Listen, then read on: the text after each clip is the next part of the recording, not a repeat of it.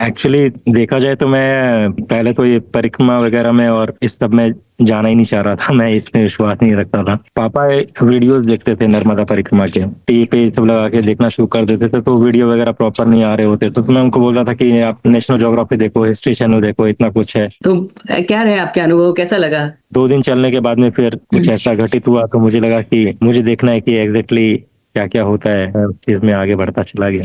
क्या क्या हुआ ऐसा 2 दिन में चमत्कार के जो आपको लगा कि परिक्रमा कंटिन्यू करूं? नहीं, मैं एक्चुअली भगवान को कोई फिजिकल फॉर्म में इस तरह से नहीं मानता, ये सिर्फ एनर्जी है मुझ में। मैं वैसे 70 to 100% के बीच में वेरिएशन रहता था। मैं हैप्पी मोड में ही रहता था हमेशा से, हम्म। और जागरूक हो चुका था, जो बोलते हैं कि अच्छा, ये मेरे को एक बात और बताइए बाबा जी कि आपकी पूरी जर्नी में कि जो best part of your journey.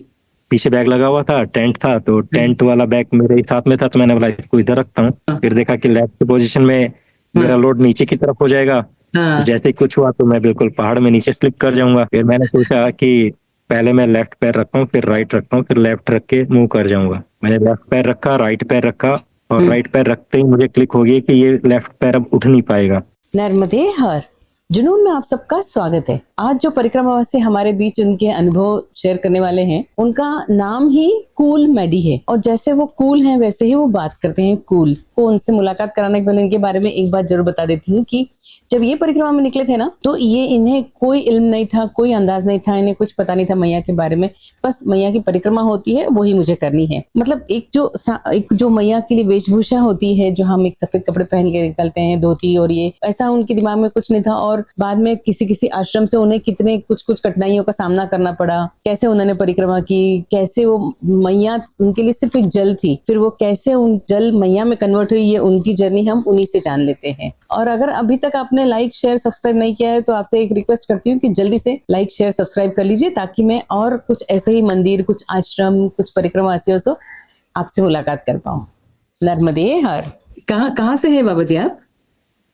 मैं वैसे राजस्थान से हूँ, और थोड़ा गुजरात से भी हूँ, और थोड़ा मैं पूरे देश से भी घूमते रहता हूँ इसके लिए। अच्छा अच्छा, सब जगह से है थोड़ा थोड़ा। बहुत बढ़िया सब। नहीं नहीं, तो अभी अभी आपकी परिक्रमा कब हुई पूरी? ये मेरी परिक्रमा 6 महीने मुझे लगे थे। ये मैंने 2023 के अंदर दिसंबर में, नवंबर 29-30 के पास में मैंने उठाई थी, और 2024 के अंदर मेरा मई जून के अंदर मेरा ये कंप्लीट हुआ था। अच्छा। 6 महीने मुझे लगे थे, लगभग 172 डे। अरे वाह! और कहाँ से उठाई थी आपने परिक्रमा? परिक्रमा मैंने ओमकारेश्वर से उठाई थी। Good good. अच्छे, तो क्या रहे आपके अनुभव, कैसा लगा मैया के दर्शन, पूरा वो मैया का खंड? एक्चुअली देखा जाए तो मैं पहले तो ये परिक्रमा वगैरह में और इस सब में जाना ही नहीं चाह रहा था। मैं इसमें विश्वास नहीं रखता था।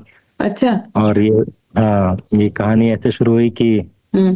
पापा वीडियोस देखते थे नर्मदा परिक्रमा के, और वो जब भी मेरे पास में आते थे तो वो टीवी पे ये सब लगा के देखना शुरू कर देते थे, तो वीडियो वगैरह प्रॉपर नहीं आ रहे होते थे, और कोई कुछ भी बता रहा होता था, तो मैं उनको बोल रहा था कि आप नेशनल ज्योग्राफी देखो, हिस्ट्री चैनल देखो, इतना कुछ है कि कौन क्या दिखा रहा है, आपको कुछ पता नहीं चल रहा है बेवजह ऐसा।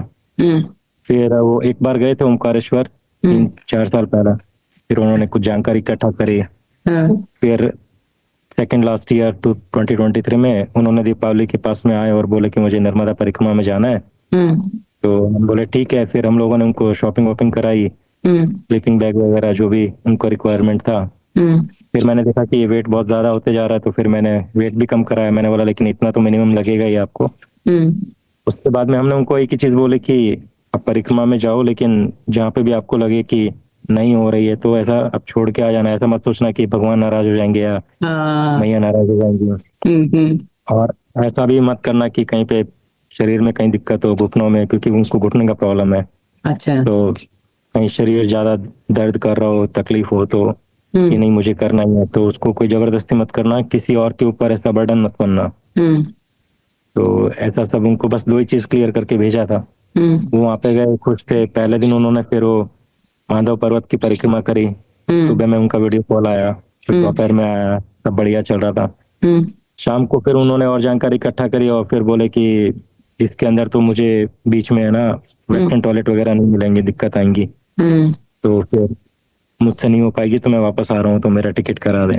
अच्छा। मैंने उनको बोला कि आप ऐसा है तो रुको वहाँ पे, मैं सब चीजें वाइंड अप करता हूँ, मैं 2-3 दिन में पहुंचता हूँ, फिर ऐसा होगा तो धीरे धीरे कर लेंगे। हम्म। आपको ये अच्छा तो फिर मैं आता हूँ करके वर्कआउट। हम्म। तो उन्होंने बोला कि नहीं नहीं, अब मेरा मूड जैसे आने का एकदम स्ट्रांग था, भी कैंसिल करने का पूरा स्ट्रांग हो गया। अच्छा। तू मेरी टिकट करा दे, तेरे को करना हो तो तू देख लेना। मैंने उनकी टिकट करा दी, वो वापस घर लौट आए। फिर मैं ऐसे ही 2 दिन रात में सोच रहा था, मुझे निकलना था उस समय में गुवाहाटी आसाम साइड में, नागालैंड जाना था। अच्छा। फिर मैंने प्लान कैंसिल करे वो सब, और फिर मैं सोचा कि ऐसे तो पापा ने लाइफ में सब कुछ कमाए अपनी तरफ से, उन्होंने इतनी मेहनत करी है, और घर गाड़ी बंगला ये सब चीजें तो फिजिकल फॉर्म में है, तो हाँ। कुछ एक मेंटल सेटिस्फेक्शन चाहिए, हम्म। वो शायद इसी से आने वाला है। तो मैंने सोचा चलो चलते हैं और देखते हैं कि ये है क्या नर्मदा परिक्रमा, और ऐसा होगा तो वीडियोस बना के उनको वहां से दिखाऊंगा करके ऐसा। अच्छा। तो मैं इस तरह से ओमकारेश्वर पहुंचा, और फिर मैंने परिक्रमा उठाई अपने तरीके से। हम्म। और उसमें भी मैं श्योर नहीं था कि मैं मतलब पूरी परिक्रमा करूंगा या ऐसा कुछ, मैं बंधन लेके मैं भी नहीं गया था। हम्म। और पहले दिन जब परिक्रमा मैंने प्रारंभ करी, तो 2 दिन चलने के बाद में फिर कुछ ऐसा घटित हुआ, तो मुझे लगा कि मुझे देखना है कि एग्जैक्टली क्या क्या होता है। अच्छा। तो फिर मैं उस चीज में आगे बढ़ता चला गया। क्या क्या हुआ ऐसा 2 दिन में चमत्कार के जो आपको लगा कि परिक्रमा करूं, अपन आगे कंटिन्यू करूं? नहीं, मैं एक्चुअली भगवान को कोई फिजिकल फॉर्म में इस तरह से नहीं मानता, ये सिर्फ एनर्जी है। और मुझ में, मैं वैसे 70 to 100% के बीच में वेरिएशन रहता था, मैं हैप्पी मोड में ही रहता था हमेशा से, हम्म। और जागरूक हो चुका था, जो बोलते हैं कि अवेयरनेस के साथ में लाइफ को जियो। हम्म। लेकिन थोड़ी कहीं पे ये चीजें थी कि जैसे मैं हर किसी को, मतलब कोई भी बात कर रहा है तो मैं उसको बोलता था कि ये मतलब पूजा पाठ घंटियों इनसे हट के देखो जिंदगी को, और अलग तरीके से जियो। हम्म। तो यूं समझ लीजिए कि मैं आ, शायद सामने वाला उस चीज के लिए तैयार नहीं है, और मैं उसको उस चीज के लिए तैयार करने की कोशिश कर रहा हूँ, ऐसा कुछ था। हम्म। तो जब फर्स्ट डे जब मैं शाम को आश्रम पे पहुंचने वाला था, तो वहां पर आ, घाट के ऊपर ही कुछ लोग स्नान कर रहे थे, और वहां पे 2 या 3 साधु भी थे, जो शायद साउथ साइड से थे, पढ़े लिखे थे, अच्छे थे और समझदार भी थे। हम्म। तो जब वहां पे 2 जने थे जिनको मैं जब मैं गजानंद आश्रम में रुका हुआ था, तो वहां पे उन लोगों से बात हो गई थी। तो वो भी मेरे जैसे यंग ही थे, यूथ ही थे। तो मैंने बोला आप लोग यहाँ आ रहे हो तो 2 मिनट दो, मैं भी यहाँ स्नान कर लेता हूँ, फिर संध्या करते हैं और फिर आश्रम में चलते हैं। हम्म। तो जब मैंने संध्या कर ली, उसके बाद में जब मैं वापस से वस्त्र पहन रहा था, तो मैं ऐसे ही पैंट शर्ट में था। तो उससे पहले हमारी चर्चाएं काफी हो गई थी, आधे घंटे बातें हो रही थी कि मैया की कृपा से ये सब होता है, मैया ये आश्रम चला रही है, मैया ये भोजन करा रही है, हम्म। आपका भाव होना चाहिए परिक्रमा का। हाँ। ये सब डिस्कशन पहले हो चुका था। हम्म। पर जैसे मैं स्नान करके फिर जब अपना बैग वैग तैयार करके ऊपर की तरफ बढ़ने लगा, तो महाराज बोले कि आप भ्रमण में हो या आप परिक्रमा में हो। हाँ। तो मैंने बोला कि आप ऐसा क्यों पूछ रहे हैं? बोले कि आप पैंट शर्ट में हो तो आप परिक्रमा में तो नहीं हो फिर। तो मैंने बोला देखिए, भ्रमण और परिक्रमा एक जैसा ही है, अब उस समय में आपके भाव कब बदलते हैं उसके ऊपर है।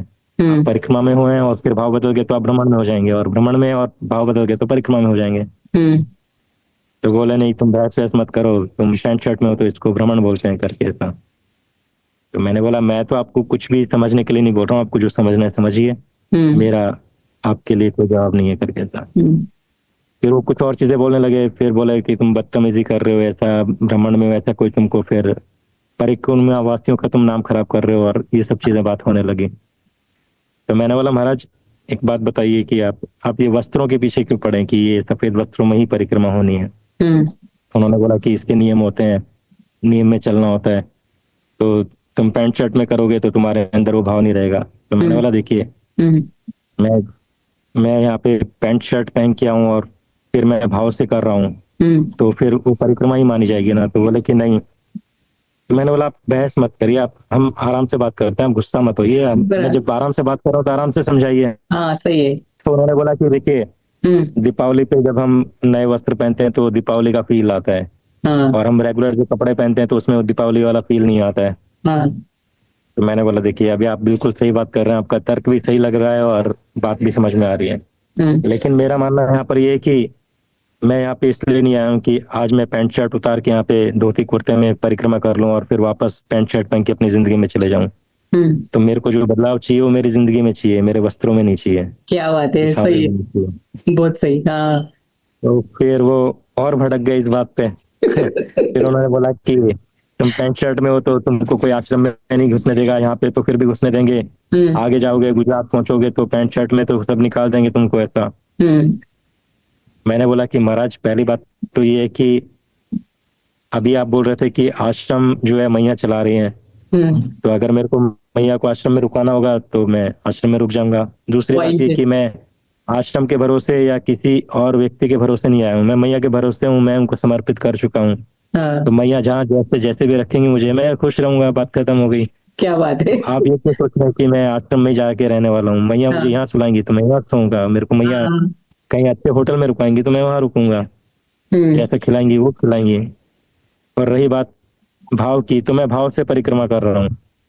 अगर कोई व्यक्ति परिक्रमा में आए और कई लोग गांजा वांजा पीते हैं, कई लोग दारू भी पी लेंगे, तो उसमें जब उनका भाव ही नहीं है तो फिर ये बातें कहाँ रह गई हैं? तो मेरे लिए भाव इंपॉर्टेंट है, बाकी सब चीजें इधर ही रह जानी है। तो फिर वो इतना भड़क चुके थे ना, तो वो गुस्से में वहां से चले गए। और फिर जब मैं ऊपर आश्रम में पहुंचा तो संध्या का वक्त हो गया था, सब आरती कर रहे थे, उसके बाद में भोजन प्रसादी हम लोगों ने ली। फिर जब लास्ट मोमेंट पे जब मैं सोने जा रहा था, तब तक वो महाराज ने और एक दो मैया ने और वहां पे जो आश्रम के जो गुरुजी थे, जो महाराज थे, जो आश्रम चला रहे थे, उनको उन्होंने वो बात बोल दी। तो अब जब सबका सोने का वक्त हो रहा है 10 बजे के पास में, उस मोमेंट पे जब मैं लास्ट में अपना ट्रैक पैंट वगैरह पहन के सोने जा रहा हूँ सर्दी के हिसाब से, तो वो मुझे बोलना शुरू कर दिए, ये ऐसे परिक्रमा नहीं होती है, तुम ये नियम नहीं पालन कर रहे हो। तो मैंने बोला महाराज अभी सबका सोने का वक्त है, तो अभी आप क्या चाहते हैं कि मैं सो जाऊं या मैं आश्रम से बाहर चले जाऊं? आप जो बोलेंगे मेरे को मंजूर है। तो बोले नहीं, हम ये नहीं बोल रहे हैं, पर आप ऐसे परिक्रमा नहीं कर सकते। तो मैंने बोला महाराज आज रात में आप मुझे सोने की अनुमति दे दो, और फिर कल से मुझे कहाँ सोना है मैं आश्रम में पहले पूछ के एंटर करूंगा। तो फिर सुबह में जब चला तो फिर मैंने निश्चित कर लिया कि मुझे किसी को कोई ज्ञान नहीं देना है, और मुझे सहज भाव से देखना है कि किस तरह से सेवा भाव है, किस तरह से परिक्रमावासी, किस तरह से लोग हैं, किस तरह से मैया रखते हैं, और किस तरह से जीवन को हम वास्तव में देख सकते हैं। तो बस मैं वो सहज भाव से अवेयरनेस के साथ में फिर मैं वहां चलने लगा। इस तरह से परिक्रमा फिर प्रारंभ हो गई, और फिर मैंने सोचा जो भी होगा अब देखते हैं। बहुत सही। तो मतलब पहले दिन फिर आप वो आश्रम में सोए क्या? उन्होंने रात को सोने दिया? हाँ, फिर उधर हाँ सोना हुआ। हाँ, तो आपने पूरी परिक्रमा फिर क्या सफेद वस्त्र में की कि शर्ट पैंट में की, कैसे की?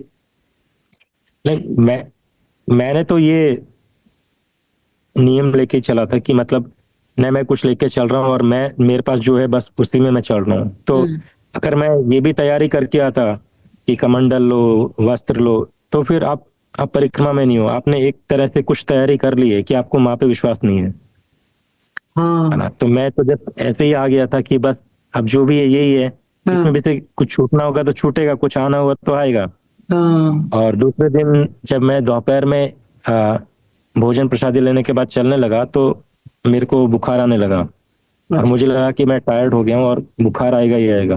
तो जस्ट ऐसे ही कुटिया बनी हुई थी, तो मैं वहां पे वो महाराज के पास चला गया, और वहां पे रुक के फिर मैंने बोला कि मुझे आज यहाँ रुकना पड़ेगा, तो आपको कोई दिक्कत नहीं है? तो महाराज बोले कि रुक जाओ। तो फिर मैंने उनको बोला कि मुझे लग रहा है बुखार आ रही है। तो फिर अगले दिन सुबह हुई तो मैंने बोला महाराज बुखार आ गया है, तो मैं आज यहाँ पे और रुकना चाहूंगा। तो महाराज बोले ठीक है। महाराज बोले कि मैं डॉक्टर को फोन करता हूँ और दवाई आ जाएंगी। फिर दवाई आ गई, मैंने दवाई ले ली। उसके बाद में संध्या का वक्त हुआ तो मैंने वापस से स्नान करके, मेरे पास में एक धोती थी, पीले वस्त्र थे, तो वो मैंने इसलिए रखे थे कि जब मैं संध्या में बैठूंगा उस समय में मैं वो धोती का इस्तेमाल करूंगा। अच्छा। तो मैं अपना धोती में बैठा और अपना ध्यान करने लगा। उसके बाद महाराज बोले कि तुम पैंट शर्ट में परिक्रमा में और धोती तो है तुम्हारे पास में? मैंने बोला महाराज ये धोती बस मैंने मेरे ध्यान के वक्त के लिए रखी है, बाकी मैं पैंट शर्ट में परिक्रमा कर रहा हूँ। तो उन्होंने बोला कि ये नीचे का तो ठीक है चल जाएगा, ऊपर के लिए मैं तुम्हारे लिए कुछ कुर्ता उर्ता मंगा देता हूँ सफेद। तो मैंने बोला महाराज जैसे आपको ठीक लगे। फिर उन्होंने किसी को फोन करा और वहां से कमंडल के लिए भी बोला और बोला कमंडल या बाल्टी कुछ भी ऐसे मिल जाए, क्योंकि मैं पानी की बोतल लेके ही चल रहा था। अच्छा। हाँ, तो उन्होंने अरे फिर बहुत वो सही। कमंडल का और एक वो सफेद वस्त्र के लिए बोला। फिर नेक्स्ट डे मेरा चलने का वक्त हुआ, तो मैंने बोला कि महाराज चलता हूँ, तो बोले कि हाँ वो लोग आए नहीं अभी तक। तो मैंने बोला कोई बात नहीं, अगर आने होंगे तो आ जाएंगे, नहीं तो मैं ऐसे भी ठीक हूँ। हाँ। वहां से मैं शायद कुछ 2-3 किलोमीटर चलाऊंगा, तो फिर वो पीछे से उन लोगों का फोन आया और फिर बाइक पे वो 2 जने आए और जो डॉक्टर का एप्रॉन होता है वो मेरे लिए लेके आए थे। अरे। हाँ, तो वो एप्रॉन था, तो और वो बाल्टी थी कमंडल में। हाँ। तो मैंने उनका धन्यवाद दिया, मैंने बोला आप मुझे ढूंढते हुए यहाँ तक आए उसके लिए धन्यवाद।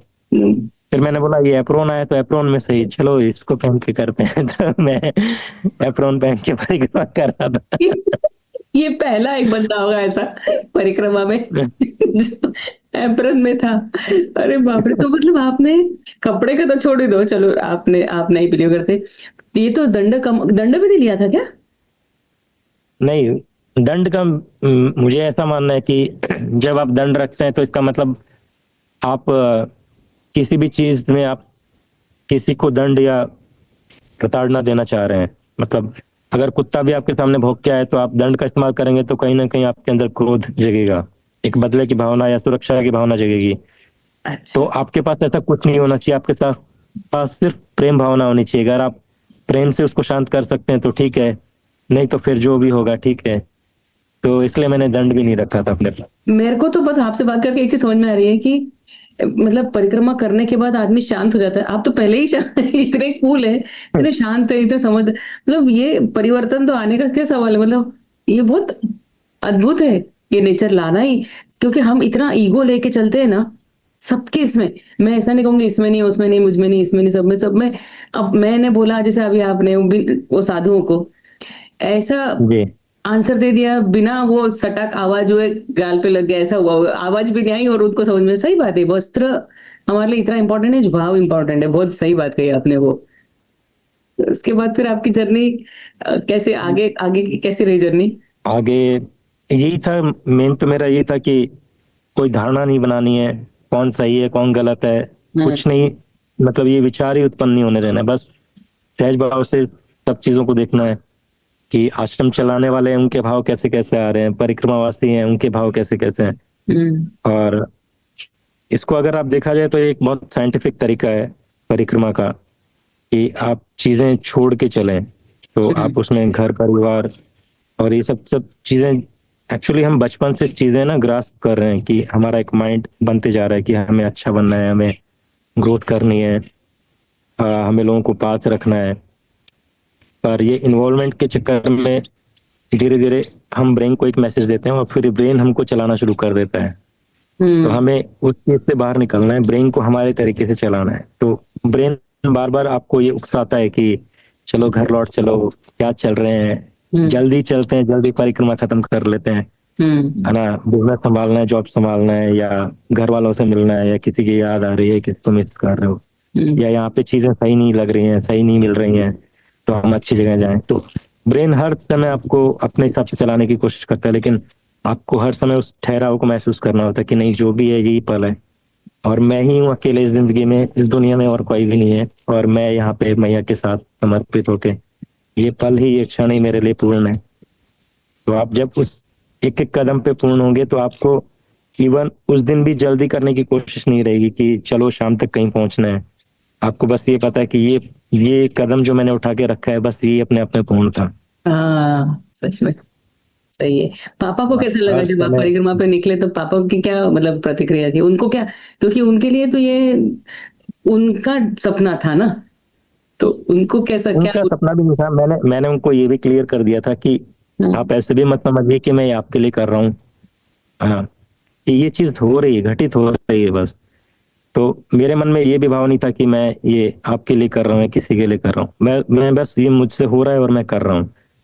वीडियो बन रहे हैं और आपको अच्छे लगे तो ठीक है। उनके भी कमेंट थे कि ऐसा मत बोल, ये मत कर, क्योंकि शुरू शुरू में आप शुरू के जो 5-7-10 वीडियो होंगे उसमें आप देखेंगे कि मैं नर्मदा नदी भी बोल देता था, नर्मदा मैया बोलने में मुझे एक झिझक सी होती थी, क्योंकि जो चीज सच नहीं है, जो चीज मन से नहीं आ रही है, तो आप उसको जबरदस्ती मत करिए। कोई और कर रहा है इसलिए आप कर रहे हैं, वो चीज नहीं होनी चाहिए। अंदर से आना है ना, चाहिए। अंदर से आना चाहिए, जो है नेचुरल होना चाहिए। तो बराबर। जब तक आपको उस चीज की गहराई का समझ नहीं आ जाए या आपको क्लैरिटी नहीं आ जाए उस चीज को लेके, तब तक उस चीज को जबरदस्ती आप करेंगे तो अल्टीमेटली आप एक गलत विचारधारा पकड़ के चल रहे हैं। धीरे धीरे मुझे समझ में आया कि नर्मदे हर जो है वो कोई मंत्र नहीं है, वो एक कोड वर्ड है कि आप मौन रहना चाहते हैं, आप कुछ बोलना नहीं चाहते, आप अपने भाव को प्रकट करना चाह रहे हैं सिर्फ नर्मदे हर से। तो आप किसी को मिल रहे हैं तो नर्मदे हर बोल रहे हैं, आप अगर कहीं संकट में हैं तो आप नर्मदे हर बोल रहे हैं, आपको भोजन चाहिए तो नर्मदे हर बोल के आप चाय या भोजन मांग रहे हैं, आपको रुकना है तो नर्मदे हर महाराज मैं रुक सकता हूँ। तो ये काइंड ऑफ कोड वर्ड है कि आप हर चीज में बस नर्मदे हर बोल रहे हैं कि हम मैया के संग हैं, बाकी जो भी होगा ठीक है। नर्मदे हर बोलते हैं आप में एक झुकाव भी आ जाता है कि अगर कहीं से भी आपका दिमाग आपको ये प्रेरित कर रहा है कि मैं अपनी इच्छा से चीजें मांग लूं, तो नर्मदे हर बोलते हैं वो शांत हो जाता है तुरंत। मैया के खंड में मेरे को तो ऐसा लगता है thank you, sorry, please, excuse me, इन सब के लिए एक ही वर्ड है नर्मदे हर। हाँ, ये सब कुछ एक ही कोड वर्ड में है कि नर्मदे हर। साइड में एक्सक्यूज मी अपन बोलने की जरूरत नहीं, नर्मदे हर खत्म। हाँ, thank you Narmade Har, bye bye Narmade Har, सब वो नर्मदे हर है। सही है। तो ये नर्मदे हर एक कोड वर्ड है आपका। हाँ, बराबर है। तो ये जो मतलब आप भाव लेके निकले थे आप बाबा जी अपना ओंकारेश्वर से, तो वो तो नदी थी जब निकले तब, है ना? ये नदी कब मैया में कन्वर्ट हुई आपके हृदय से? देखिए मैया का कुछ ऐसा है कि मेरी मदर एक्सपायर हो गई थी जब मैं 5th क्लास में था, 8th क्लास में था, 13 साल का ही था। अच्छा। तो उसके बाद मैंने माँ या मैया इस तरह के शब्द बोलने बंद कर दिए थे। तो ये जो चीज बोलना हो रहा था ये बड़ा मतलब अजीब सा लग रहा था कि जो है नहीं उसको उधर कनेक्ट नहीं हो जाए चीजें, क्योंकि आप एक बार सैडनेस में से निकल गए ना तो आप सैडनेस में नहीं जाए, आप जो चीज आजाद हो चुकी है उसे आजाद होने दें। तो मोक्ष के लिए निकल गया, उसको मोक्ष में जाने दें। आप उसको किसी रिश्ते से बांध के रखेंगे तो दिक्कत होगी। तो इसलिए ये मैया या नर्मदा मैया बोलना ये सब बड़ा अजीब सा था उस मोमेंट तक के लिए। फिर मैंने इसको देखा कि ये साइंटिफिक वे में क्या है और एक्चुअली वे में क्या है, और एक्चुअली ये ऋषि मुनि जो हैं उन्होंने इस चीज को किस तरह से लोगों को समझाने के लिए इन चीजों का इस्तेमाल करा, उस चीज को भी साथ में समझते चलते हैं और देखते चलते हैं। और दिमागों में विचार आते गए और सृष्टि अपने आप मुझे जवाब देती गई और मुझे पता चलता गया। तो फिर वो धीरे धीरे अपने आप नर्मदे हर भी निकलता गया और मैया भी निकलते गया। क्या बात है, ये वो प्यार है, वो प्रेम है। आपको तो मेरी भी मेरी भी कहानी इससे कोई अलग नहीं थी। मैं इंदौर के रहने वाली हूँ, तो मैं ओंकारेश्वर पास में ही हमारे, तो मेरी माँ छोटपन में लेके जाती थी और बोलती थी इसको नमस्कार कर, अरे बस ऐसे करके, बस खुश माँ बोल रही है तो ऐसा करके छोड़ दिया। कभी पानी को कौन मतलब पानी है वो जल, मतलब हाँ वो एक नदी है, तो हम उसको इतना इम्पोर्टेंस क्यों दे रहे हैं? पर हम नहीं दे रहे, बट वो हमको शायद मुझे लगता है हमारे कुछ कर्म बोलो या हमारे कुछ भी रहा हो, कुछ ऐसा कुछ संचित रहा होगा जिसके कारण हमारे साथ हम मैया ने हमको बुला लिया है। क्योंकि ये तो बात मैं बहुत प्राउडली बोलती हूँ कि अब सबके बस की बात नहीं है, उसको मतलब चलना नहीं बोल रही हूँ, करना नहीं बोल रही, उसने बुला लेना ही सबसे, मतलब बुलाना ही सबसे बड़ी बात है।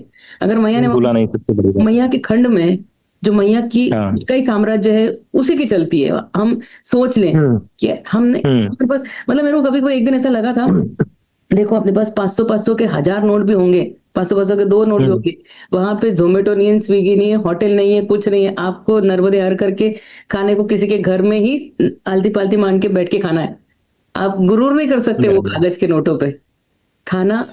500 का नोट खा भी नहीं सकते, पेट भूख लगी है, आप कुछ नहीं कर सकते उसमें। ये जब चीजें छोटी छोटी चीजें सिखाती है ना अपने को, भूख सिखाती है वहां पे, वो सर्कमस्टेंसेस ही ऐसे क्रिएट करती है कि you have to go, you have to do it, है ना? तो ये मेरे साथ भी मैं भी बिल्कुल मानती थी, मतलब मुझे तो कोई विश्वास था ही नहीं, पर वो मैंने बुलाने के बाद से आज मैं पूरा समर्पण भाव, मैंने भी बस ऐसे ही समर्पण भाव से किया था।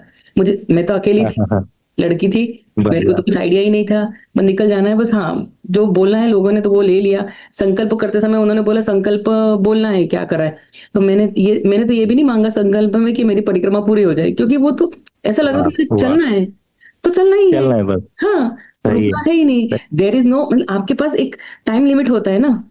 मैं तो जॉब गई थी, तो अद्भुत है ये जो सब चीजें हैं ना, ये कुछ ये आपने बहुत बढ़िया करा है ना, कि छोड़ आपने वो बंधन भी नहीं रखा कि परिक्रमा पूरी होनी चाहिए या इस वक्त एग्जैक्टली। में होनी चाहिए। हाँ, मतलब let him do, let her do.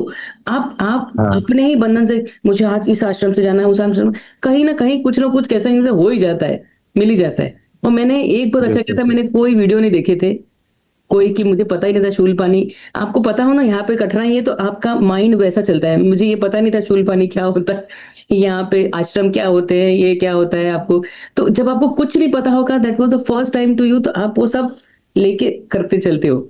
दादा आप अपनी नजरों से देखो मैया को, आपको वो दिखाएगी अपना रूप, हाँ दूसरों की नजरों से नहीं देखो। आप एक इतना तो आप अच्छा, जब पैसा आप बताइए इतना बताइए। साइंटिफिकली ये सब बता रहे, सब बातों को बताया आपने से। आपका एजुकेशन कहीं कहाँ बैकग्राउंड क्या आपका, कुछ स्टडी में आप इसी में हैं क्या?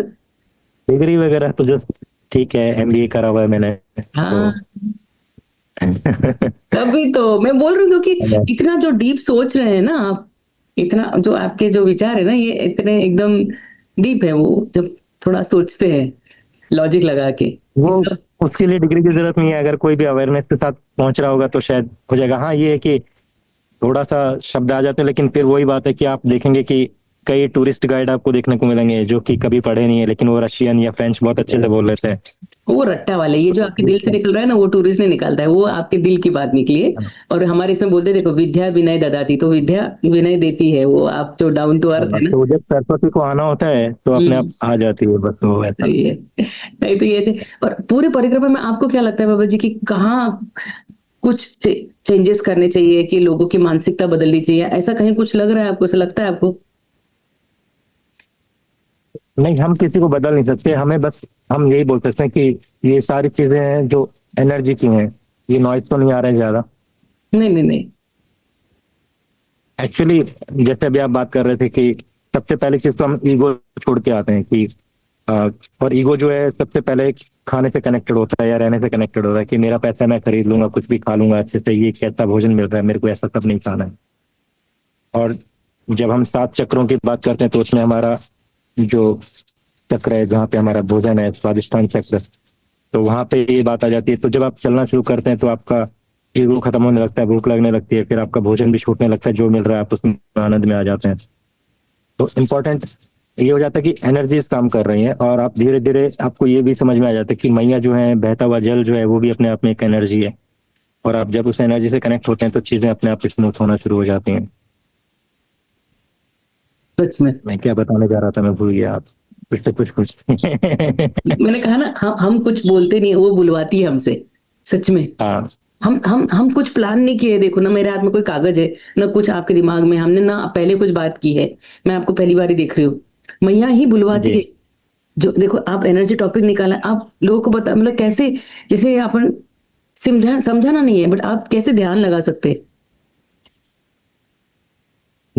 देखिए, आप जब परिक्रमा में आ रहे हैं तो आप पहले तो किसी भी चीज को फोर्स मत करिए, उसको आराम से छूटने दीजिए, क्योंकि फोर्स करेंगे तो आप ताकत लगा रहे हैं, तो वो चीज वापस बाउंस बैक मारेगी। जब तक आप में ताकत है तब तक आप चीजों को होल्ड करके रखते हैं। मैंने एक पत्थर पकड़ के रखा, तो जब तक मेरे शरीर में ताकत है मैं उसको पकड़ के रखूंगा मजबूती से, लेकिन धीरे धीरे ताकत कम होगी और वो पत्थर एक दिन छूट जाएगा। हम्म, तो उससे अच्छा है मैं उसको पहले से ही छोड़ के रखूं आराम से, कि चीज स्मूथली जा रही है तो जाने दो।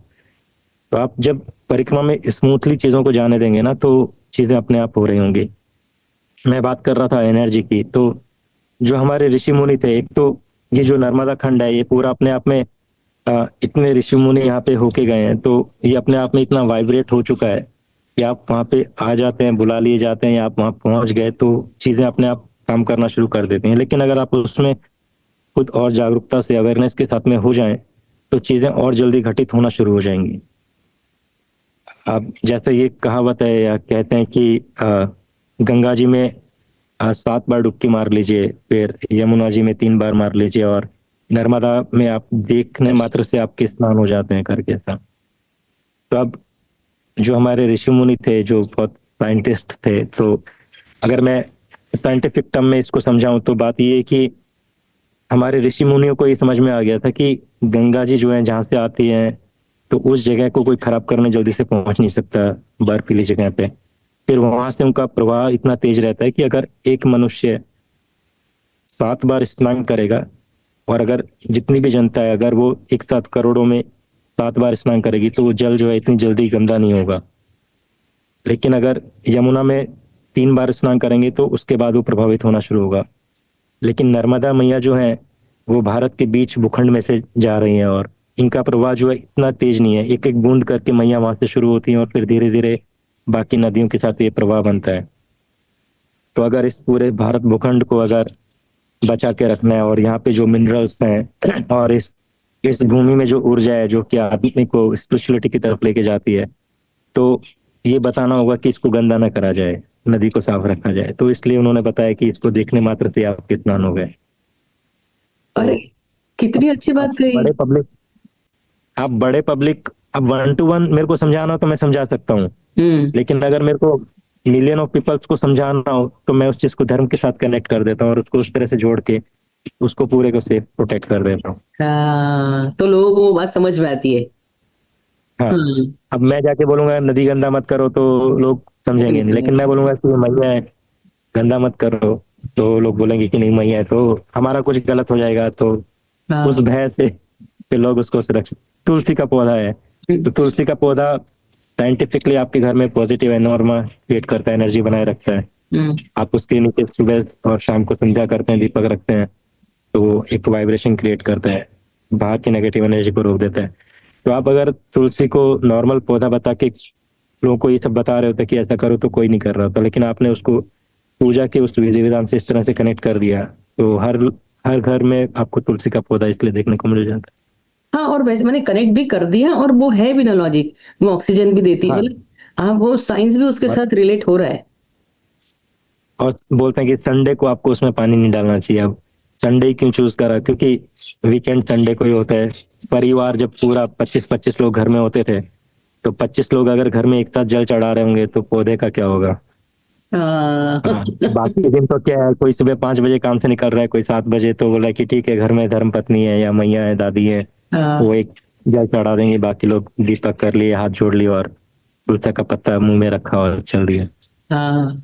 बस इसी तरह समझाने वाली बात है, दिमाग तक लोगों को पहुंचाने के लिए अपने तो ऋषि। ये ऋषि मुनियों ने इसलिए इस तरह से जो हमारे धर्म है, बोलते हैं कि हिंदू जो है वो धर्म नहीं है, वो वे ऑफ लिविंग है, तो वो वे ऑफ लिविंग से कनेक्ट कर दिया गया उसको कि गौ माता है उनको ही माता क्यों बोला गया, क्योंकि अगर कोई किसी ने मैया ने अगर संतान उत्पन्न हुई है और बच्चे को दूध नहीं पिला पा रहे, तो गौ माता का दूध ही ऐसा है जो कि बिना किसी कीटाणु के और पौष्टिक है, तो उनको सीधा सीधा सब्स्टिट्यूट दिया गया है। आप वृक्षों में देख लीजिए तो नीम, पीपल, वटवृक्ष, अशोका का और आम का, ये 5 पेड़ बचाने के लिए बताया गया है। तो आप देखेंगे उनके चारों तरफ ही वो आपको पूजा करते हुए लोग या लाल धागा बांधते हुए नजर आएंगे। तो आम आपको फल देता रहता है, नीम जो है आपको बीमारियों से बचा लेता है, पीपल और वटवृक्ष जो है वो आपको ऑक्सीजन देते हैं, और साथ में वटवृक्ष के नीचे बैठने से आपका जो ब्रेन है वो कई कई गुना डेवलप हो रहा होता है और छाया भी देता है हर मौसम में। तो ये चीजें ऐसी हैं जो बहुत लंबे वर्ष चलनी है, तो उन्होंने जड़ी बूटियों को भी समझा और चीजों को इस तरह से कनेक्ट करा कि ये साइंटिफिक समझा नहीं सकते, तो इस तरह से चीजें मैनेज हो जाएं। मतलब हमारे जो ऋषि मुनि थे, पूर्वज थे, वो बहुत समझदार थे, बहुत मतलब ज्ञानी थे। बस वही है कि आज के युग में जैसे हम चैप्टर पढ़ते हैं वैसे नहीं, उन्होंने अपने तरीके से हमको समझाया, बस हम समझने की दिया है हमको, है ना। बिल्कुल, और वो साइंटिस्ट थे क्यों, और उनका जो मैं बोल रहा हूँ कि स्पिरिचुअलिटी सबके अंदर, सबको पहले इस पे काम करना चाहिए। तो आदमी फिर जो कर रहा होगा वो अपने लिए नहीं कर रहा होगा, वो समाज के लिए या सृष्टि के लिए कर रहा होगा निस्वार्थ भाव से। तो जो ऋषि मुनि थे वो कुछ ऐसा करते थे, डेवलप भी करते थे कि लॉन्ग टर्म के अंदर आप अगर देखेंगे तो वो सृष्टि को नुकसान नहीं कर रहा होगा। अभी आज जो साइंटिस्ट हैं वो स्पिरिचुअलिटी से कनेक्टेड नहीं होते हैं, इसलिए वो फिर चीजें ऐसे डेवलप कर रहे होते हैं जैसे सीमेंट का, पहाड़ों को खोदना और सीमेंट बनाना, है ना। तो सीमेंट से आप हीट भी इतना फील कर सकते हैं, डामर से रोडों पे इतना हीट है, और साथ में आपने एक पहाड़ भी खराब कर दिया, तो आपने नेचर भी डिस्ट्रॉय करा और जो कंस्ट्रक्ट करा वो भी फ्रूटफुल नहीं है इतना। अच्छा, ये मेरे को एक बात और बताइए बाबा जी कि आपकी पूरी जर्नी में ऐसा कौन सा क्षण था जिसको आपको फील करके लगा कि मेरी परिक्रमा मतलब करने का जो उद्देश्य था, या मतलब परिक्रमा सफल हो गई, या परिक्रमा करने का ये अद्भुत आनंद है, या ऐसा कुछ कि जो best part of your journey? मेरी अगर उसको फिजिकल फॉर्म में देखते हैं तो मतलब जब खत्म हुआ तभी हुआ, लेकिन ऐसा ऐसा कोई मोमेंट ऐसा नहीं था। मेरा हर मोमेंट बहुत बेहतरीन जा रहा था करके ऐसा। जैसे एक दो उदाहरण जैसे बताइए आप हमें कुछ। नहीं मतलब मुझे ऐसा परिक्रमा खत्म करने का तो कुछ ऐसा था ही नहीं ना कि इस वक्त में करना है या यहाँ पहुंचना है या मेरी पूरी हो गई करके ऐसा, तो मैं उसमें खुश हो जाऊं। मैं हर मोमेंट में खुश था, तो वो परिक्रमा पूरा होना मतलब वैसा ही था जैसा हर रोज अपने आप में चलना था करके ऐसा। अच्छा, मतलब ऐसा कोई एक क्षण था जहां पे आपको लगा नहीं आज ये काम हो गया या ये ऐसा हो गया तो मैं बहुत खुश हूँ, ऐसा कोई? वो हर पल ही मेरा ऐसा चल रहा था। अच्छा अच्छा, ओके, हाँ तो फिर कोई बात ही नहीं। हाँ, मोमेंट, हर मोमेंट एंजॉय था।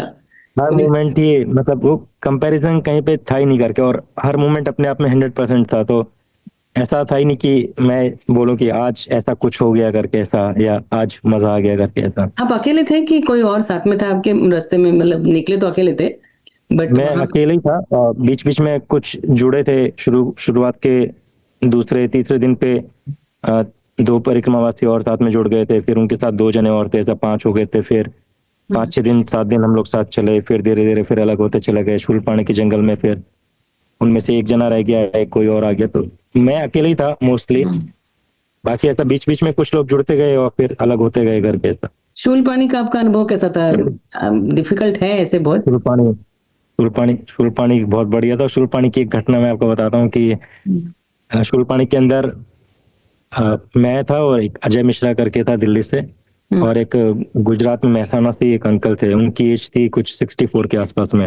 हम्म तो हम तीनों साथ में चले थे, और शाम को हम लोग उस दिन हमने सोचा नहीं था इतना चल लेंगे, तो शाम होते होते 6 बज गए थे और सूर्यास्त होने को था, और हम लोग काफी नीचे से चढ़ाई करके ऊपर पहुंचे थे, और जस्ट एक आखिरी चढ़ाई करके ऊपर पहुंचे, और वहां से पता चला कि 3 किलोमीटर और जाना है। हम्म और फिर वो लोग बोले कि अभी तो चला नहीं जाएगा, तो मैंने बोला चलो मैं इधर घर पे पूछता हूँ, यहाँ पे रुकने का हो जाता तो यहाँ रुकते हैं। हम्म तो हम लोग वहां पे जाके रुक गए करके, और उन्होंने हमको रुकने की अनुमति दे दी। रात्रि में भोजन भी बहुत अच्छा हुआ, बाजरे का बड़ा रोटला था, और उसके ऊपर दाल जो थी उन्होंने ऐसे बखेर के दी थी। तो मतलब 2-3 दिन से ऐसा लग रहा था कि शायद शरीर में थोड़ी कमजोरी है, या एक अच्छा भोजन मिले तो पौष्टिक वाला, तो वो वहां हमको मिल गया ऐसा। सुबह में जब हम वहां से चले, रात्रि में जब हम वहां सो रहे थे, तो हमारे आजू बाजू सारे पशु थे, मुर्गे बकरे गधे भी बंधे हुए थे। तो उनके बीच में एकदम मजा आ रहा था। सुबह जब आँख खुली तो ऊपर मुर्गा बैठा हुआ था। तो मैंने बोला क्या मजा आया करके। फिर सुबह वहां से हम लगभग 3 किलोमीटर चले। 3 किलोमीटर चलने के बाद में जिस आश्रम पे पहुंचे, तो वहां पता चला कि यहाँ पे रात्रि में 70-80 परिक्रमावासी रुके थे, और जो वहाँ पे मैया भोजन बनाती थी, तो उनके परिवार में किसी की मृत्यु हो गई थी, तो वो वहां चली गई थी। तो रात्रि में किसी को भोजन नहीं मिला था, तो सब लोगों ने चाय बिस्किट से काम चलाया, और सुबह भी सब काली चाय पी के चले गए यहाँ से। मैं बोला देखो मैया ने हमको अच्छा भोजन कराना था, तो हम 3 को वहां पे रखा, और बाकी सारे परिक्रमावासी आश्रम ढूंढ के यहाँ पहुंचे थे, तो सब यहाँ से इस तरह से गए। वहां पे ऐसा हुआ कि वहां से 8 किलोमीटर की जर्नी थी, और ये था आपका वो वाला पहाड़, कौन सा बोलते हैं जिसमें आपके मुंह ऊपर की तरफ रहता है, एक पहाड़ी आती है शूलपाणेश्वर के अंदर, खप्पर मार्ग। हाँ। खप्पर माल इसलिए बोलते हैं कि आपका जो खप्पर है वो बिल्कुल ऐसा रहता है जब आप पहाड़ पे चढ़ते हैं। तो हम तीनों जैसे ही वहां पे बोले कि अब ये खप्पर मार्ग से चलेंगे या जो थोड़ा सड़क मार्ग बन गया उससे चलेंगे। मैंने बोला कि अब इतना परिक्रमा का शूलपाणी का ये जंगल पार कर है, और सब बोल रहे कि खप्पर मार्ग सबसे खतरनाक आएगा, तो इस पे भी चल के देखते हैं, तो सड़क मार्ग से जाना है। तो हम तीनों ने जैसे ही थोड़ा पहाड़ का हिस्सा चढ़ा, तो थोड़ा चढ़ने के बाद में एक स्लैंट पोर्शन आता है, फिर वापस चढ़ाई शुरू होनी होती है। तो जो स्लैंट एरिया है वहीं पे हम लोग बात कर रहे थे, तो वो मेरे को आके बोला कि ये महाराज को बोलो कि सड़क मार्ग से चले जाएं, बीच में कुछ दुर्घटना हो गई तो फिर कौन संभालेगा, कैसे होगा मैनेज। मैंने बोला ठीक है मैं बोलता हूँ। तो हमने उनको बोला कि आप एक काम करो, आप इतने बुजुर्ग हो तो आप इधर से चले जाओ करके था। तो बोले कि नहीं मैं तुम लोगों के साथ हूँ और मैं इधर से जाऊंगा करके था। तो थोड़ा समझाने के बाद में हमने देखा, फिर मैंने बोला कि एक काम करते हैं कि मिश्रा तू आगे चल, महाराज को बीच में रखते हैं, मैं पीछे की तरफ चलता हूँ और धीरे धीरे चलते हैं। हम्म वो जैसे ही चलना शुरू करे तो मिश्रा कुछ 20-30 कदम आगे चला गया था, ये भी आगे चला गया था, फिर मैंने चलना शुरू करा। हम्म और सडनली मुझे थॉट आया कि मैं होता कौन हूँ इनको पहाड़ चढ़वाने वाला, ये तो मैया ही करवा रही है। तो जब इतने मोटे मोटे शरीर वाले हैं जिनके वजन ज्यादा है वो लोग चढ़ गए, या बहुत पतले दुबले पतले भी चढ़ गए, और जो फिट बंदे हैं वो नहीं चढ़ पाए, तो ये सब तो अपने आप ही होना है। तो मैं ऐसा क्यों सोच रहा हूँ कि मैं इनको ये पहाड़ चढ़वाने वाला हूँ, और ये भी कहाँ गारंटी कि मैं भी चढ़ ही जाऊंगा करके, मैं अपने आप को क्यों इतना फिट समझ रहा हूँ। ये थॉट आया और चला गया। मैंने बोला कि सही बात है, चलते चलो ऊपर। जब हम कि जहाँ पे ऐसे दो जो मार्ग हैं दोनों ऊपर जाके इस तरह से ऊपर मिलते हैं, तो वो जो हिस्सा था वहां पे हम अलग हो गए।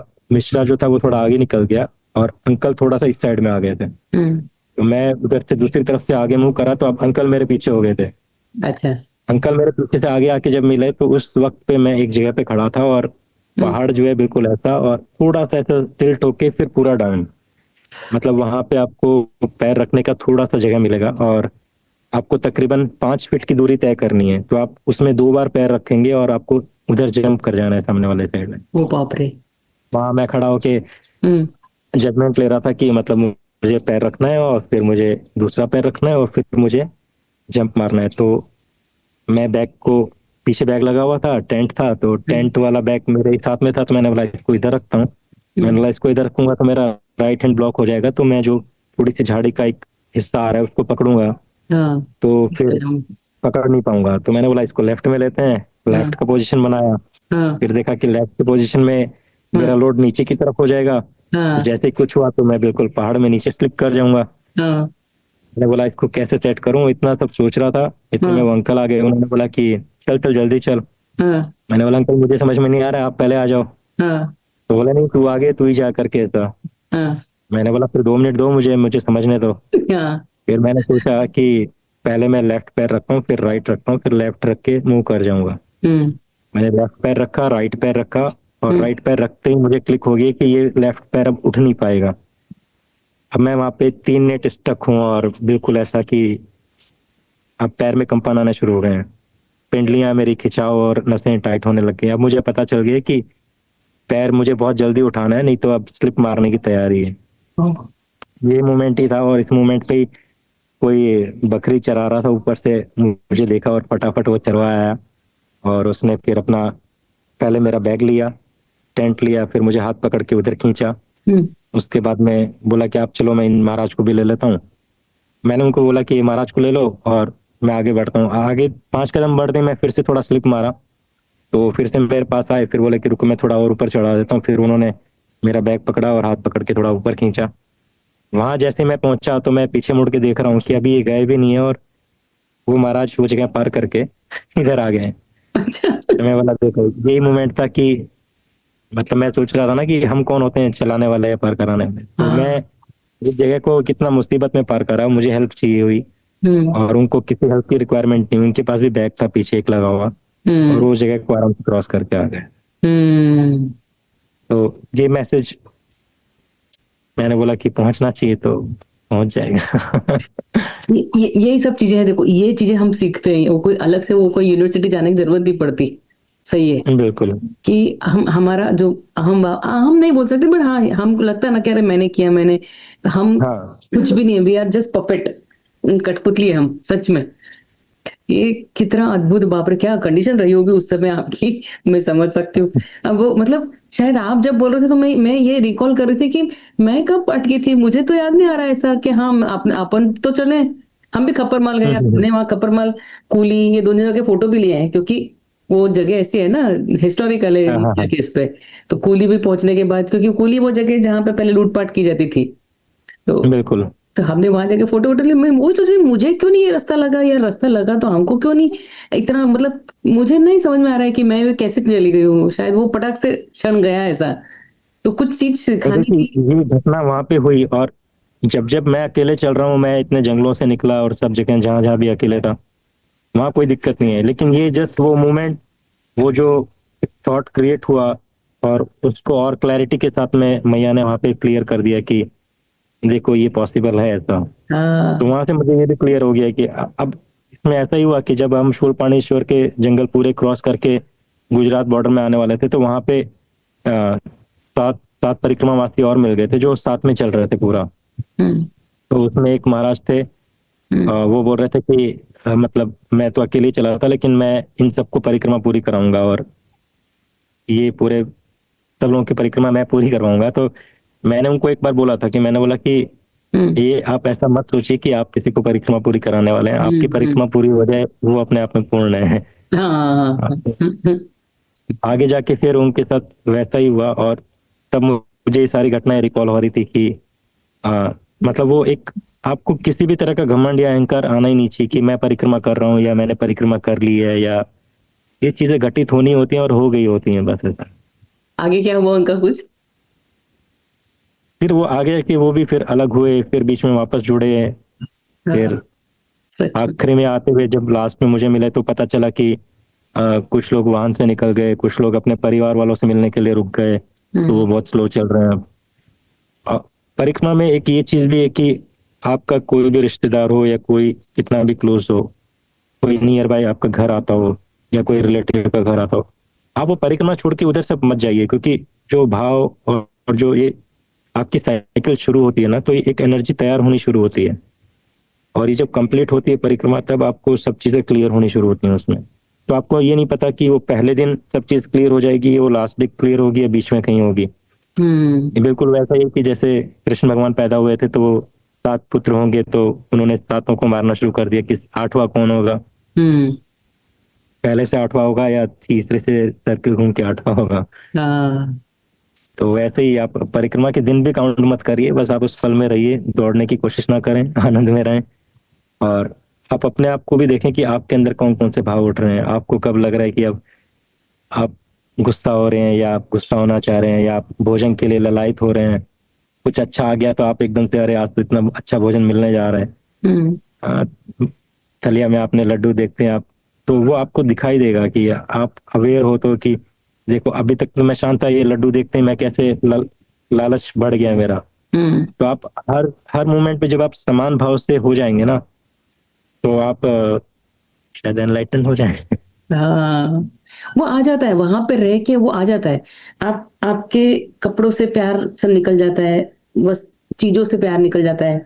किसी को एक कॉल कर दिया ठीक है, मतलब ऐसा नहीं घर से भी छूट जाते, बट हाँ वो इतना भी भाव नहीं रहता है मुझे लगता है अपना कि डेस्परेटली यहाँ जैसे हम व्हाट्सएप चेक कर रहे थे ऐसे इंस्टा चेक कर वो सब आता है। शायद पता नहीं क्यों वो वैराग्य की देवी जो बोलते हैं ना, वो वैसा आता है क्षण जहां आप सब छोड़ के उसी मार्ग पे चलते हो, और कोई आपका मतलब मेरे को ऐसा लगता है कि मंजिल में आनंद नहीं है, सफर में आनंद है। हाँ, वो मैं बोला कंप्लीट करने का कोई सेंस नहीं है, वो सिर्फ आप में एक वापस से एक तरह का घमंड आपको लेके आएगा कि मैंने पूरी कर ली। हाँ वो। लेकिन अगर आप हर मोमेंट में होंगे तो फिर आपको लगेगा कि मेरी तो लाइफ ही ऐसी हो गई, अब मैं हर मोमेंट में ही ऐसा हूँ, तो फिर हम्म। पूरा क्या हुआ है, मतलब मैं हर पल ही अपने आप में पूरा है। कहीं ऐसा कुछ क्षण आया था क्या कि मैं मेरे इस पे पूछ रहे थे कि जब मैं बीच नदी में अटक गई थी, मतलब जहाँ पे कुछ नहीं था, मेरे को वो हम्म। नदी का नाम याद नहीं आ रहा है, बट तो वहां हमको बोला गया था कि यहाँ पे व्यवस्था नहीं है, तो आपको नदी के वो साइड पे जाओ, मंदिर है वहां पे आप रह जाओ।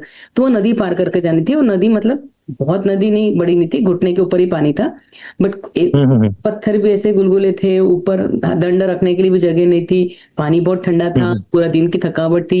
ऊपर देख रही हूँ तो आकाश पकड़ नहीं सकते, लाइक हमारे लोकल ट्रेन जैसे, पीछे कोई है नहीं हाँ। सहारा देने वाला, आगे कोई है नहीं हाथ पकड़ने वाला, नीचे जो है वो जमीन हम्म। खसक रही है पानी के फोर्स से। That time I was hmm. Actually alone, means, और हाँ। दैट टाइम आई रियलाइज कि कौन तुम, ये परिक्रमा किसके लिए कर रहे हो, कौन क्या मतलब, कहाँ हो तुम, किसके लिए, जब आपके आजू बाजू ऊपर नीचे सब तरफ से, शायद मैं बोल रही हूँ वो मैं ही समझ पा रही हूँ कि वो, क्योंकि सही बात है ना, आप किसी को आगे पकड़ नहीं सकते, आप हिल रहे हो तो भी। ऐसा कोई आपके इसमें जी, क्षण आया था? मैं नीचे भी नहीं खड़ी रह पा रही क्योंकि पानी का फोर्स इतना था।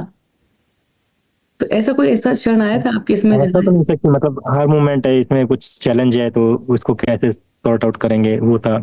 ऐसा एक था कि मेरे शायद डे 142 के वीडियो के अंदर वो ऐसा है कि मैं उत्तर तट पे था और एक नदी आके मैया में मिल रही थी, तो एक महाराज मुझे मिले थे, वो बोले कि हमारे यहाँ पे रुक के जाना, पर वो मैं रास्ता सड़क मार्ग लेके नहीं होके मैं पहाड़ों से निकला। हम्म तो जब मैं उस नदी के पास पहुंचा तो पहले तो ऊपर से काफी नीचे उतरा। नीचे उतरने के बाद देखा कि यहाँ पे तो बहाव बहुत ज्यादा है, और नीचे की तरफ देख रहा हूँ तो थोड़ा पानी आगे जाके हम्म बिल्कुल झरना गिर रहा है, काफी हाइट से गिर रहा था वो। और पत्थर के वहां पे देख रहा हूँ तो काफी खाई है, तो पैर रख के देख रहा हूँ तो स्लिप मार रहा है। हाँ, तो मैं देख रहा हूँ कि पार तो यहाँ से करना होगा या और थोड़ा पीछे जाए जहाँ से नदी आ रही है, तो वहां से कहीं से क्रॉसिंग मिल जाए, ऐसा कुछ है, ब्रिज बना हुआ। हम्म फिर थोड़ा वहाँ एनालिसिस करा, फिर देखा कि जुराब वगैरह तो यहीं पे पड़ी हुई हैं, तो मतलब परिक्रमा से यहीं जुराब उतार के और फिर क्रॉस करा है, हम्म या जो लोग जाते हैं। फिर वहाँ कुछ समझ में नहीं आया तो फिर मैं वापस से वो पहाड़ ऊपर चढ़ा, फिर थोड़ा पीछे गया। हम्म फिर पीछे गया तो कांटे वाटे काफी थे, वो कांटों के बीच में से, झाड़ी में से निकला। फिर देखा कि एक दर्रा सा है, कि मैंने बोला ये पार नहीं हो पाएगा। हम्म फिर सामने मुझे 2-3 लोग नजर आए, मैया थी। फिर मैं इधर से आवाज लगा रहा हूँ, उनको पूछ रहा हूँ, तो वो बोल रहे हैं कि वहीं से आओ, वहीं से आओ। हम्म तो फिर मैं बोला कि ये वहीं से बोल रहे हैं, जुराबे भी वहीं पे हैं, तो लगता है कि उधर ही जाके रिस्क लेना पड़ेगा ऐसा। हम्म फिर जाके फिर से वहां पे डिसाइड करा, देखा, फिर समझ में आया कि कदम जो है छोटे छोटे रखने हैं, बड़ा नहीं रखना है। और पहला पैर उठाओ तो दूसरे पैर को पहले जमा के रखो अच्छे से, उसके बाद पैर को मूवमेंट करो।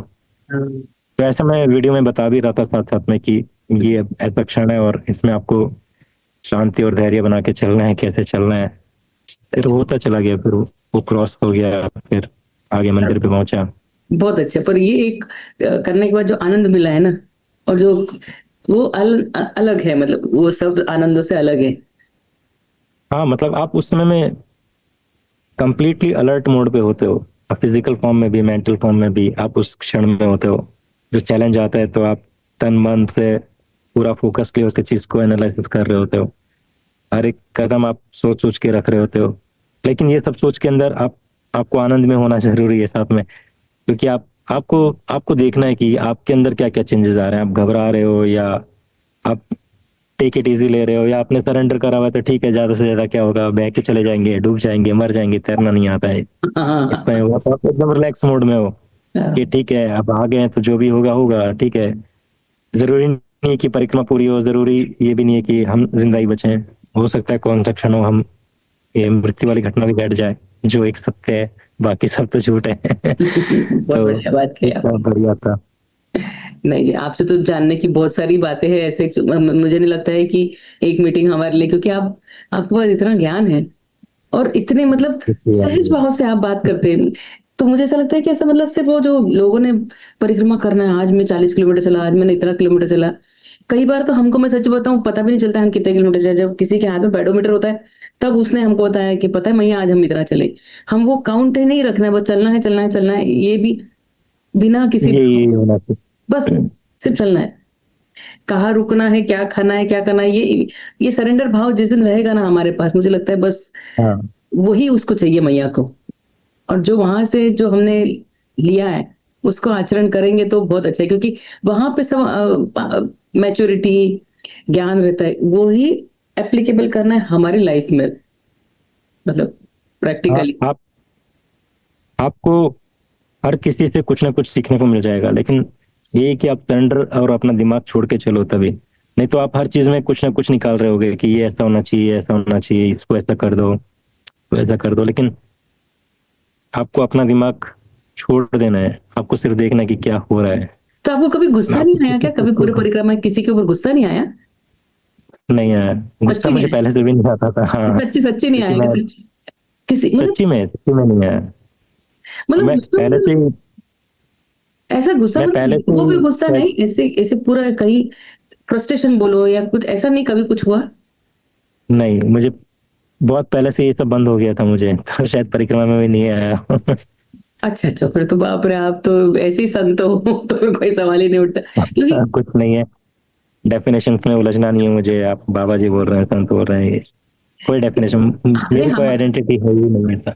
नहीं, बाबा जी इसलिए बोल रहे हैं क्योंकि वो, मतलब मैं सभी को बाबा जी बोलती हूँ और मैया बोलती हूँ, जैसे अभी जिनसे भी बात करती हूँ, तो ऐसा तो ऊपर है भी ना इसीलिए आप। मैंने मेरे चैनल का नाम भी कूल मैड ही रखा है, कि कूल रहो मत रहो। मैड मतलब पागलपन, तो ठंडे रहो और पागलपन में रहो, तो क्रोध वाला पागलपन या आनंद वाला पागलपन, हाँ, इसलिए ये शायद कई लोगों ने बोला कि आप अपने चैनल को चेंज करो, नाम चेंज करो कुछ परिक्रमा पे या घूमने पे या, तो मैंने बोला नहीं, कूल मैडी ठीक है, बस मैं जैसा हूँ ऐसा हूँ। शायद इसीलिए आपका और मेरा मुलाकात हुई है, क्योंकि मेरे भी चैनल का नाम जो है वो जुनून है। तो जुनून मतलब ही जुनून, वाह। madness। तो वो रास्ते मैया ने ही मेरे को मतलब वही दिमाग में आया कि जुनून, मेरे सिर्फ दिमाग में एक जुनून सवार था बस। मेरा तो वो जो जुनून था ना, वो जुनून को लेके ही मैंने वो चैनल डाला। बाकी और जुनून मतलब क्या, वो एक पागलपनी है और क्या। अच्छा वो पागलपन ही है। हाँ, नहीं, चलिए जी, आप एक काम करेंगे, हम कभी किसी और दिन, क्योंकि अभी मैं आपका ज्यादा समय नहीं, आपने इतना समय दिया है, यही बहुत है मेरे लिए। किसी दिन अरे और आपने आपसे कुछ। समय दिया उसके लिए आपका बहुत बहुत धन्यवाद। नहीं नहीं, शुक्रिया नहीं अदा करना, क्योंकि हमने भी आपसे बहुत कुछ सीखा कि शांत कैसे रह सकते हैं। ऐसी बहुत चीजें होती है, हमको फ्रस्ट्रेशन बहुत जल्दी आ जाता है। क्या किस चीज से आता है, इसने मेरी बात नहीं सुनी। पहली बात तो हम ये अपेक्षा ही क्यों रखते हैं कि उसने हमारी बात सुननी चाहिए, तो गुस्सा ही नहीं आता। तो वो सब आपका ईगो है, और वो क्योंकि आपका मैं इतना कनेक्ट हो चुका है ना कि मैं मेरा, वो तो आपका ईगो पीछे पीछे डेवलप हो गया, और वो जैसे ही थोड़ा भी हर्ट होता है इसलिए वो इफेक्ट कर जाता है मूवमेंट पे कि ये मेरे हिसाब से नहीं हुआ तो ये मैं नहीं हूँ। पर ये आप बड़ों की नहीं बात कर रहे, छोटे बच्चों को भी आता है गुस्सा कि मैंने मम्मी को बोला उसने नहीं किया। छोटे 5 साल का बच्चा भी गुस्सा गुस्सा करता है इतनी जल्दी। बड़ी बड़ी चीजों, बड़े उसका लोग। भी रीजन है, पेरेंटिंग उसका रीजन है। फिर आप जब बेबी को बर्थ प्लान कर रहे हो उस समय में आपके क्या भाव होने चाहिए। आप एक लाइफ को इस दुनिया में लेके आने जा रहे हो, तो आप एक्चुअली कॉन्शियस ही नहीं हो, आप खुद ही बैलेंस नहीं हो, तो आपने बिना इम्बैलेंस हुए आपने शादी कर ली। फिर आपने शादी कर ली, अब आप दो लोग इम्बैलेंस हो और आप एक थर्ड लाइफ को दुनिया में लाने के लिए कोशिश कर रहे हो, और फिर वो आप खुद इम्बैलेंस्ड हो और फिर उसको भी इम्बैलेंस में क्रिएट कर रहे हो। तो आप खुद बैलेंस नहीं थे तो चीजें इम्बैलेंस ही होती जा रही हैं, तो धीरे धीरे आने वाला टाइम इम्बैलेंस की तरफ बढ़ रहा है। हाँ, सोच अच्छे रखो, थॉट अच्छे रखो अपने ना। हाँ। थॉट अच्छे रहेंगे तो हमारे सारी सब चीजें लाइन अप आप होती है। सिर्फ खुद पे काम कर लो, खुद पे खुद की एनर्जी पे काम करोगे तो बाद में बाकी सब चीजें अपने आप स्मूथ होनी शुरू हो जाएंगी। सही है। चलिए, आपका बहुत बहुत धन्यवाद जो आपने इतना समय दिया है। किसी दिन और, या जिस दिन आपको वक्त मिलेगा, हम और थोड़ी सी कुछ चर्चा करेंगे, आप आराम बिल्कुल से, बिल्कुल। है ना। आज के लिए ठीक आपसे यही, अभी सब यही स्टॉप करते। और मैं उम्मीद है। करती हूँ कि अब अगली बार आप किसी और टॉपिक पे या किसी और इस पे हम थोड़ी चर्चा, क्योंकि मुझे लगता है आपसे बहुत कुछ चीजें हैं जो जान लेनी है हमें। पता था कुछ भी नहीं है, जो होगा होगा। चलिए, नर्मदे चलिए, हर। आपको और आपके सब्सक्राइबर को, ऑडियंस को, सभी को, नर्मदे हर सभी को बिल्कुल प्रेम और आनंद में बने रहने की शुभेच्छा। बहुत अच्छा। नर्मदे हर। नर्मदे हर। तो देखा आपने, इनके इतने कूल, मतलब इनके विचारों में भी उतनी स्थिरता है, उनके बात करने का जो लहजा है वो इतना अच्छा है कि मन गदगद हो गया। बस इतनी ही शांतता जिंदगी में हम लोग को चाहिए ना। बस इसी नोट पे मैं आपसे गुजारिश करूंगी, नर्मदे हर।